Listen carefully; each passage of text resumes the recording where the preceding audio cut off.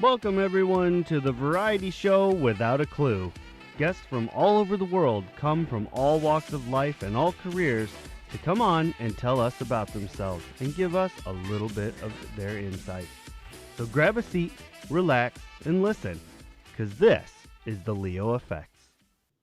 Hello, everyone, and welcome back to another episode. Today, I'm joined by a very special guest, a man that I hope to be working with a little bit more here in the near future. I'm joined by Garrett Jones. How are you today, sir?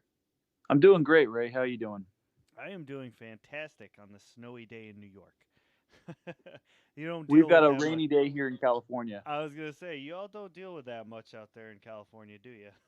mostly in the mountains. In fact, this morning it was clear enough where we could look over at the Sierra Nevadas and catch a good bit of snow out on the mountain faces. Wow, that's really cool. Yeah, I wouldn't have guessed that you'd have snow. yeah. Well, where I live, we're about 2 hours from the mountains, 2 hours from the coast, pretty much right in the middle of the state.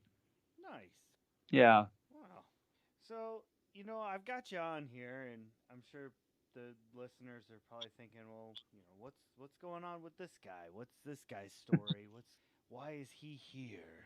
So we're gonna kind of jump right into this thing head first, I think, and just kind of talk about maybe some of the stuff that you've done recently or something that you're working on, just to get a little head start into this. Yeah, well, I'm a fantasy author. I've independently published 4 books. The fourth one came out a year ago this weekend. In fact, it came out the weekend after Thanksgiving, 2018. And so I've got 4 books in my series, which is called The Archives of Isink Ran. And each book in those first 4 titles, they cover a generation of characters. So it flows one book kind of into the next, and then after the end of book 4, that's the end of that generation. And I'm actually working on book 5 now as we speak, coming close to the end of the drafting phase.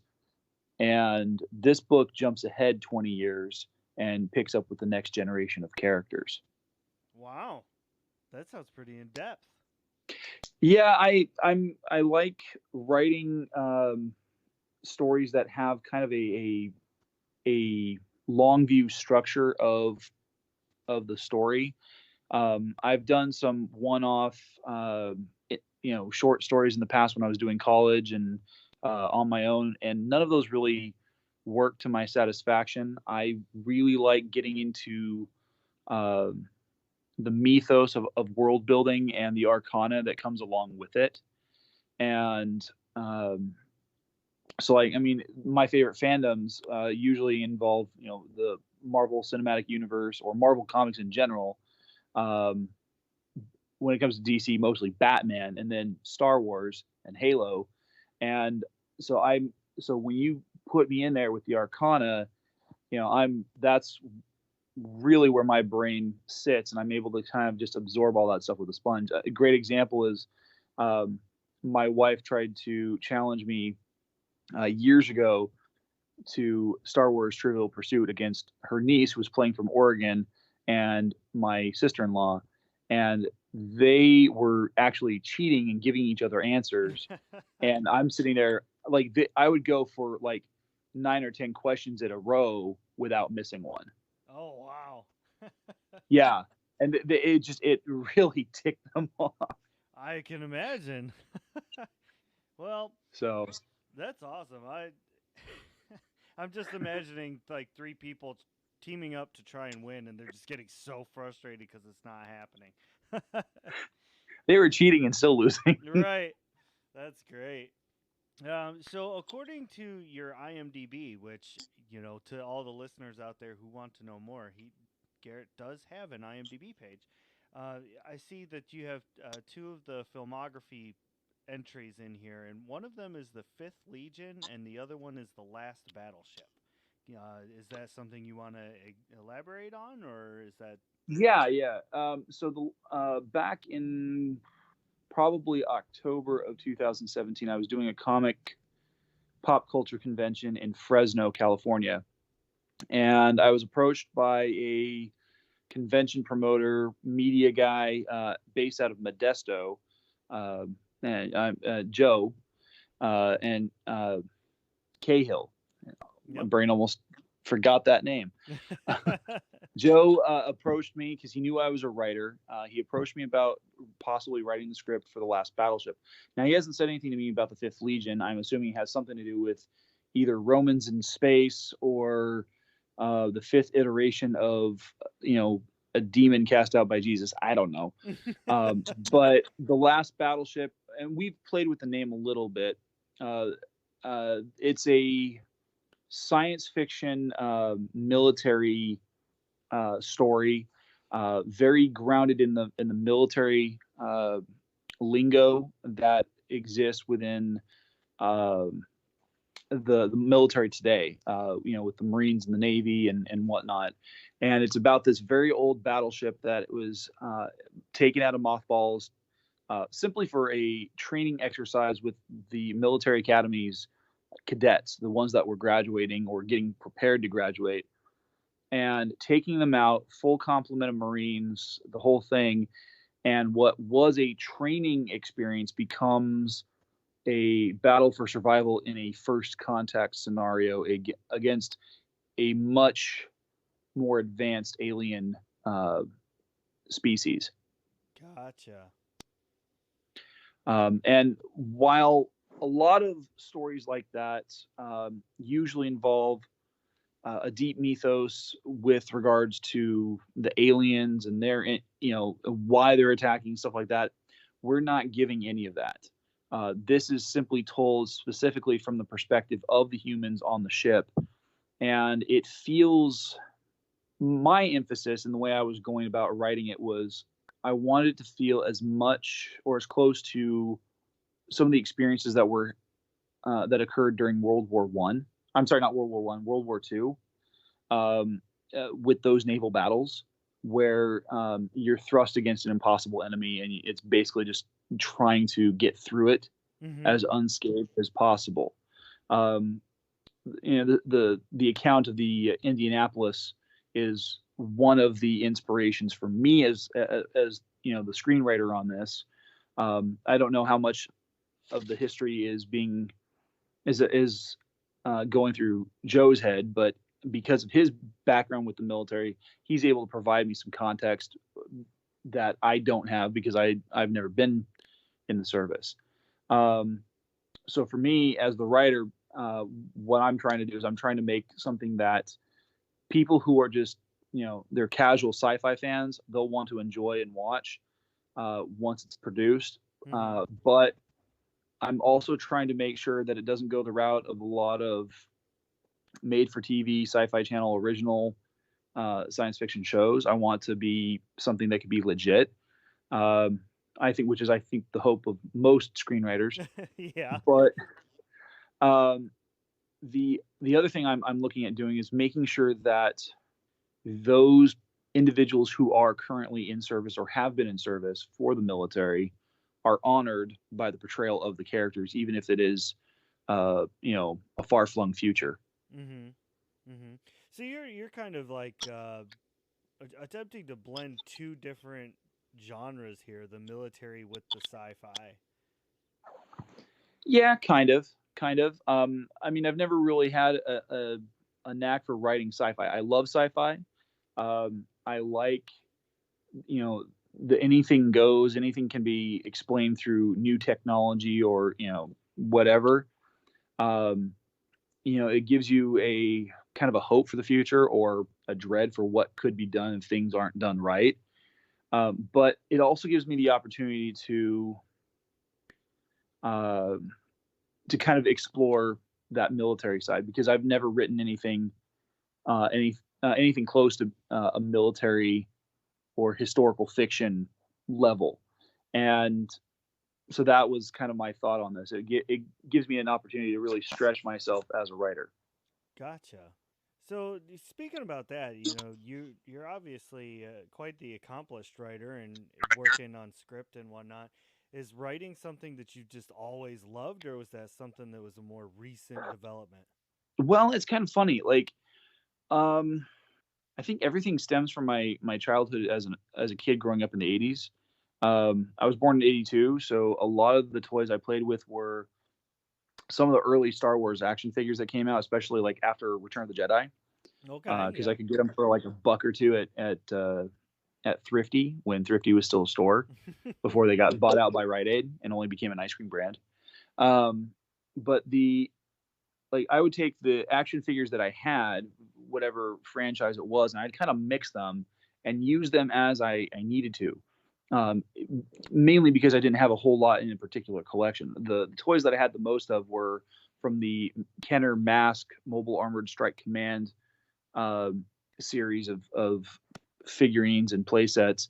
And so those characters, those figurines doubled as what they originally were intended for, but I would incorporate them as Star Wars figures, or I'd incorporate them as um, uh, Power Rangers, because Power by the time I was in late elementary school, Power Rangers was a thing. The toys were hard to find because of how rare they were, how expensive they were, Mm-hmm. and because of that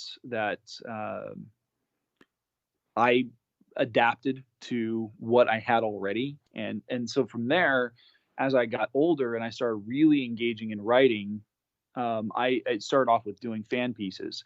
By middle school, early high school, I was doing fan pieces where I was writing myself into uh, my favorite shows. Like,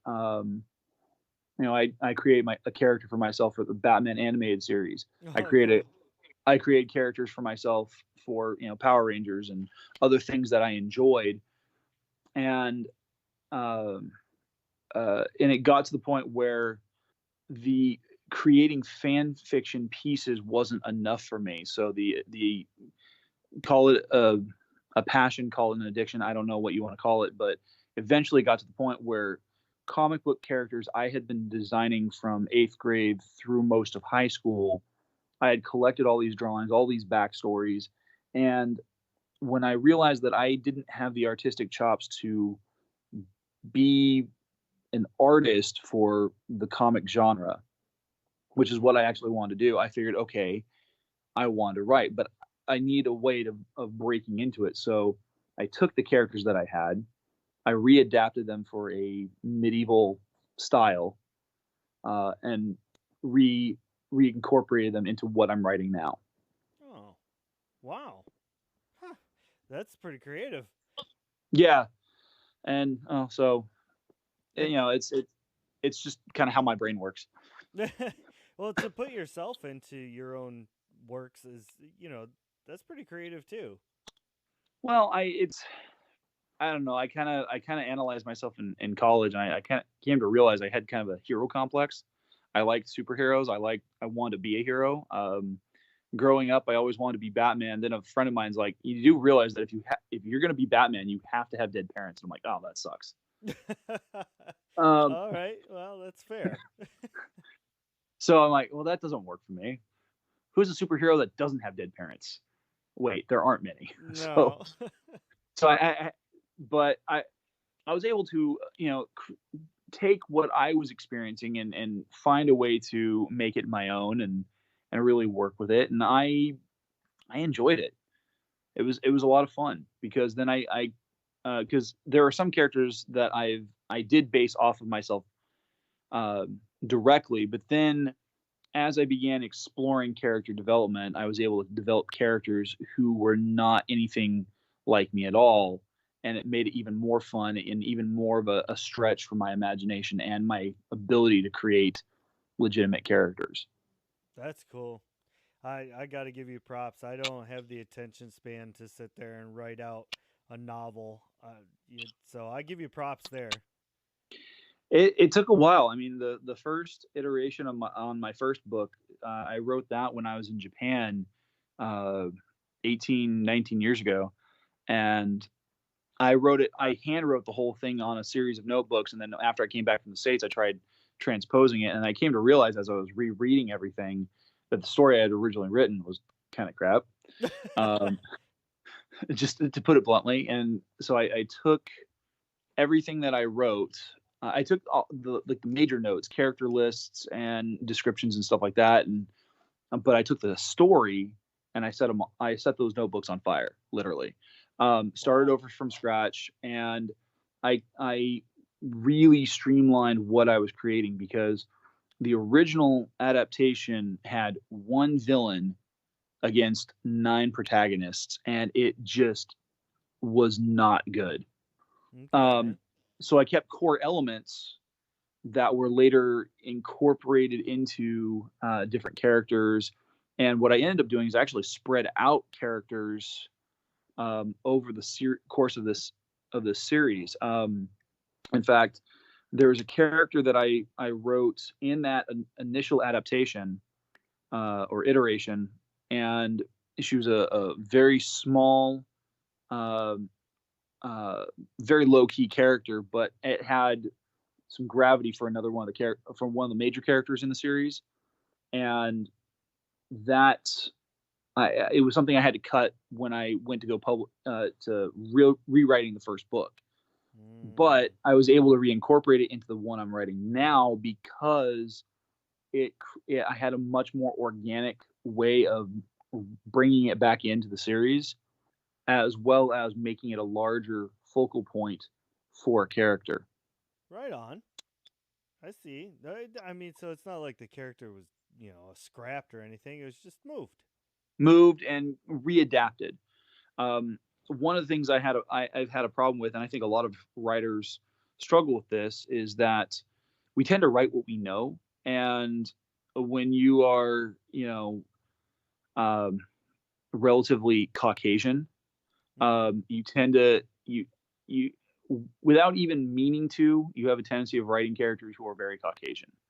Um, and growing up in California, going through the California State University system, you're kind of forced to become more aware of those limitations, and without purposely being a quote unquote woke about it.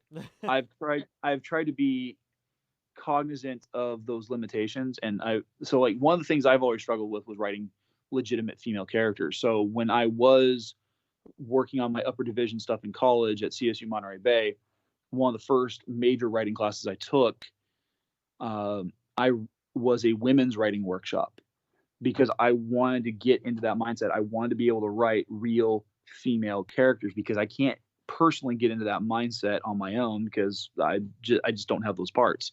Mm-hmm. Um, so I don't know what it's like. I don't know what those experiences are like. So the best I can do is interview multiple women and get their perspective on things, how they would react to a certain situation, and then apply that to a character. Oh. And I've done that.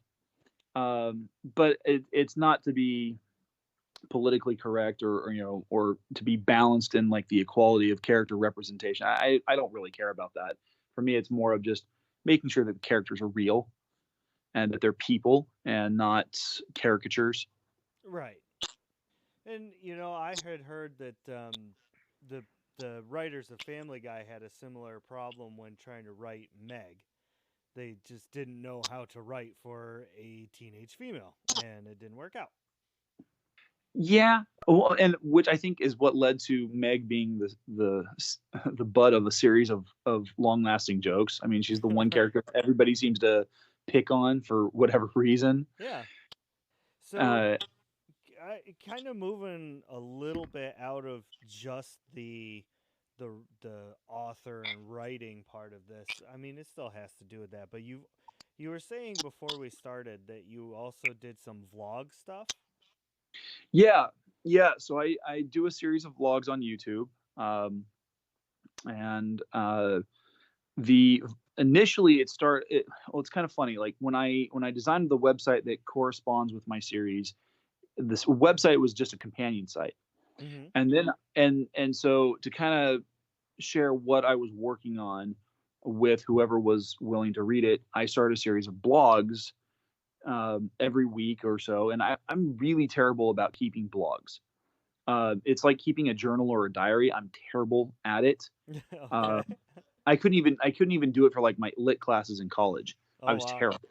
It was just like I would forget every time. Um, and uh, so the blogs were hit and miss. I would miss some weeks. I would do too much the next week, stuff like that. And I found that nobody was really paying attention to it.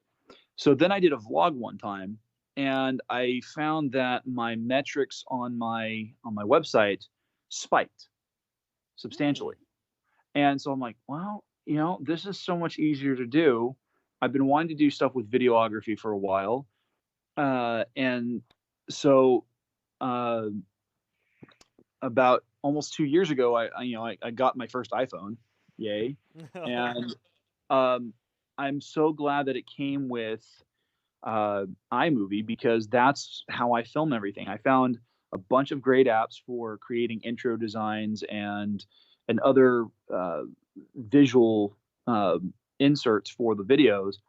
I found a really killer teleprompter app, and so I've been scripting out these vlogs every week and editing them and learning as I go, and then posting them to YouTube, and then linking the YouTube my my vlogs. And Gotcha. so and and so initially it was just, again, talking about what I was working on and what projects I was doing, and what my updates were and how things were going and where I've been failing, stuff like that. Hmm. Or to an extent, promoting any events that I was going to be at publicly. Um, and then I found a better use for it. I started really thinking about how I wanted to tool the vlog. And so now what I do is I actually schedule out a series of videos. So, like, at the beginning of the month, I start off with some updates, what's going on, what I'm working on, the usual stuff. And I try to keep that short and to the point, because I don't want the series to be just about me. Once a month, I do a series. I do an author interviews with other indie authors that I've connected with through Twitter or Instagram, and those usually come up the second week of the month. Third week, I do a set called Creators Corner, where I provide writing tips based on my experiences and things I've learned. Um, and I keep my ear to the ground when it comes to the writing community on Twitter, to figure out, where I might be able to help them. And I really try to promote it through that hashtag, through the writing community. That way, if there's something that they're having difficulty with, whether it's writing dialogue or showing versus telling, or character creation, stuff like that, that's where I will tag it, and I will try to promote those videos so that they have um, a resource to go to for some advice. Okay. Um, and then the the last segment of the month, usually I call it Forming Fantasy, where I talk about those things that are intrinsic to the world building that I've done, whether it's a particular character or a location. The last One of the last videos I did was on the different races that I have in my series. I have some of the typical tropey kind of races that you would see in most fantasy stories, but I've also taken a few and kind of pushed them on my own trajectory, a little bit different from what you would normally see. Oh, that's And awesome. That sounds yeah, really cool. yeah, and then the that third segment, though, the Creators Corner, actually back in at the beginning of October spawned uh, a podcast. So the podcast is also called Creators Corner, and uh, what I do with that is I've been doing a series called Writing Is, and it's kind of the philosophy of writing, and I'm breaking it down into three major sections. October covered the uh, writing is planning phase. So I break it down, the planning, planting, and pruning, because the first episode of the podcast was talking about how writing is a lot like gardening. Oh, And so and so most of October covered the planning phase. Now I'm in the planting phase, where I'm talking about the actual writing process, and how that plays out. that's cool. I'm gonna Yep. definitely check that one out. And where can people find that at? Is that on everywhere or just on Anchor or? So the podcast is on Anchor, and Anchor automatically goes to Spotify. Mm-hmm. But you can find it on uh, on Apple Podcasts, Google Podcasts, Breaker, um, and there's a bunch that are listed now. I think there's like 9 different platforms. Right. Yeah, there's quite a bit. Um, yeah, and it was funny is before I even got the alert that the podcast was now streaming on Apple Podcasts, uh, it I actually got that notification like a week after it actually started showing up on Apple. So I'm Oh, like, way to be right on it, Anchor. Good yeah, job. surprise. Um, but yeah, and so my goal isn't so much to just promote myself, like especially with the podcast. The podcast is more to be supportive and to encourage writers who are needing that. And so I keep the episodes about 30 to 40 minutes at length tops. And one of the major podcasts that I want to deal with, and I do make sure that the monthly segments of the vlog correspond with the podcast, is I did one last month in November uh, on the imposter syndrome, and how to battle against it and not give into those feelings of failure and feeling like a fraud. Wow. See, I think that it's stuff like that that people really do need to hear. That's very inspirational, and that's a very noble undertaking that you've decided to do. So I give you props and kudos on that. Thank you. Thank you. Yeah.